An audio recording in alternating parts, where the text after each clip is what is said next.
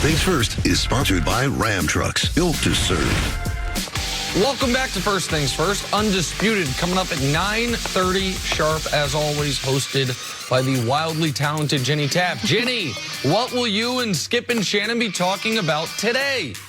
Good morning, Nick. Nothing to talk about, right? If only we had more to discuss on a Friday. Coming up on Undisputed, now that Jason Garrett is reportedly out, who is the best fit for the Cowboys' next head coach? And could tomorrow be Tom Brady's final game as a Patriot? Plus, Eric Dickerson is live in studio with us. Undisputed coming up next. Nick, great show. Enjoy the rest of your Friday and weekend. Thank you so much, Jenny. And where you're going to finish up sounding like where you guys might start, which is with Tom Brady, who for the first time in his career is going to be a free agent at the end of the season, and the Patriots cannot franchise tag him. So if Saturday's game against the Titans ends in a loss, it could be TB12's final game as a Patriot. Brady was asked yesterday about the possibility of playing his final home game in New England this weekend. I'm not much for nostalgia, you know. I'm just pretty focused on what I need to do, and you know, it's this week's felt pretty much like every other week for the last 20 years. That's a really interesting little added comment by Tom Brady. I'm not much for nostalgia, not necessarily what your current employer or anyone would like to hear if they're going to rely on you taking some form of a hometown discount this summer. But Brian, I'm going to start with you. If the Pats lose on Saturday, do you think it will be Tom Brady's, not his last game in the NFL, but his last game as a Patriot? No, and I don't think Robert Kraft would allow that to even happen. If I'm Robert Kraft, I'm so grateful to Tom Brady for what he's been able to bring to my organization. As long as he wants to wear that jersey, then I'm willing to allow him to stay and allow him to do his thing, even if it's up to the age of 45. Here's what you have to do on this team. You have a really good defense. Now, offensively, you have to find a way to retool so you can score at least 20, 21 points a game. If you can do that, then this Patriots offense can be just as good as they were the last couple years. Here's a stat.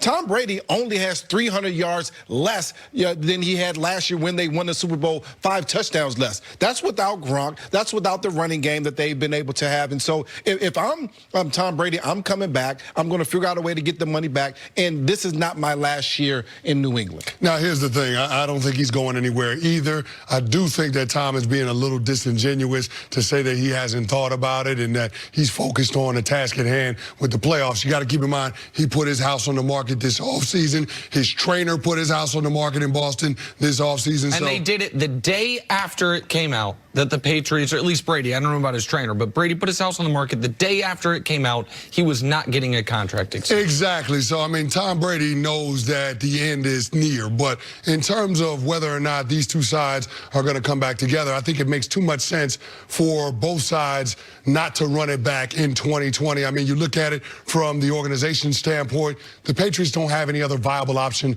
at the quarterback position.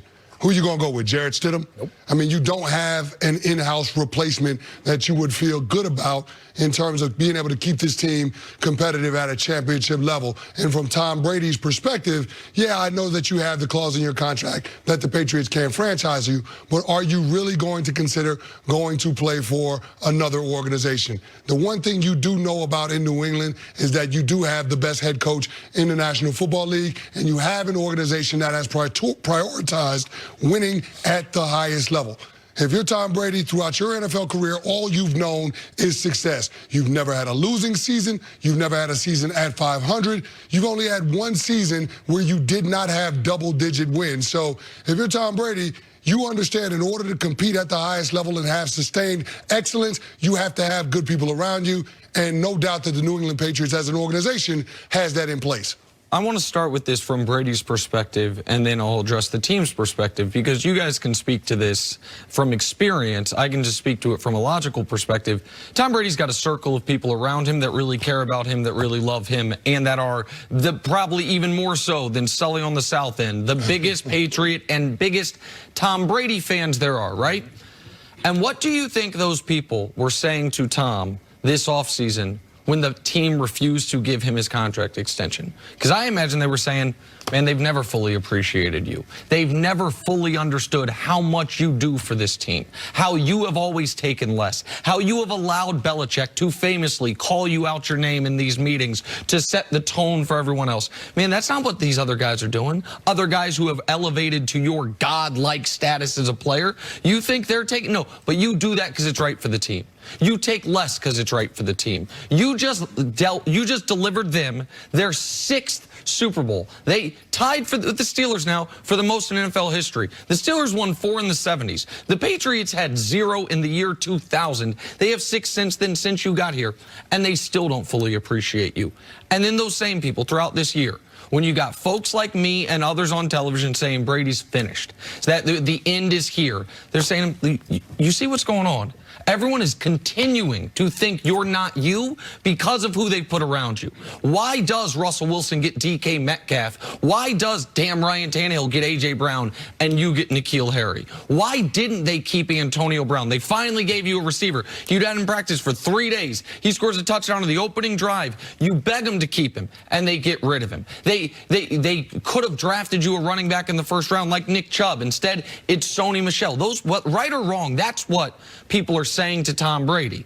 And I would imagine his wife, who reportedly has wanted him to retire for 3 or 4 years, is saying to him, Tommy, if we are leaving here, there's only one place we are going, where we already have a home, Los Angeles. And those people around him saying, that team in Los Angeles, the Chargers, that team that reportedly has not sold a single PSL yet for their new stadium, that has Mike Williams and Keenan Allen and Austin Eckler, even if Melvin Gordon's gone, and Hunter Henry and nice weather, and an opportunity for you to remind everyone you would be putting up Drew Brees' numbers if you had a Michael Thomas instead of a Jacoby Myers.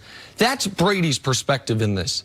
And the Patriots' perspective is one of, they didn't want to give him an extension this offseason when in the 3 previous years he had gone 28-3 Super Bowl comeback in 2016, league MVP at age 40 in 2017, and a come from behind road AFC Championship game win over league MVP Patrick Mahomes en route to Super Bowl number 6.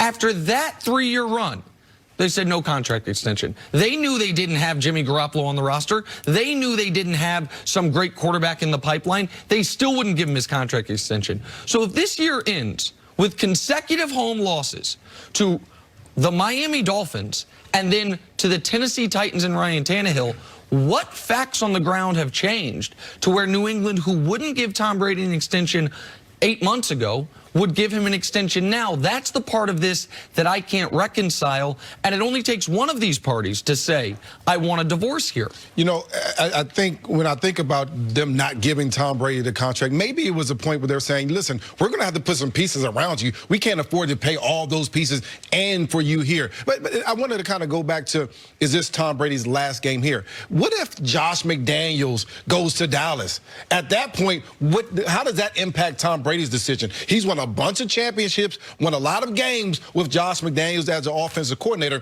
Does that impact that decision? I love the weapons in L.A. for the Chargers. I absolutely love Keenan Allen and Mike Williams. I love those guys. They can get open. They can make it happen. However, you don't have that same comfortable feeling in L.A. as he's done the last 19 years in New England. Here's what I will say about this situation. I think that both sides, the Patriots as an organization and Tom Brady, wanted to make sure that they have the most options possible in this offseason, because the one thing I've learned in life, the more options that you have, the better chance that you have of putting yourself in the most ideal situation. So we have to take a wait-and-see approach in terms of how all the dominoes fall out and all the moving pieces, who goes where in terms of coaching situations and what quarterback vacancies open up. But as far as Tom Brady is concerned, when you look at the options right now, you mentioned the Los Angeles Chargers. As an organization, I don't know how you could trust Spanos versus Kraft. Yeah, I don't know how you could trust the Chargers over the New England Patriots. So I don't know if Tom Brady considers that a viable option. We'll have to take a wait-and-see approach. But as far as Tom Brady is concerned and the Patriots are concerned, I think both of them are going to end up needing each other in 2020. With all that said, it probably is a moot point because the Patriots are going to beat the Titans, and Tom Brady's last game with the Patriots is going to come against my hometown Kansas City Chiefs next week.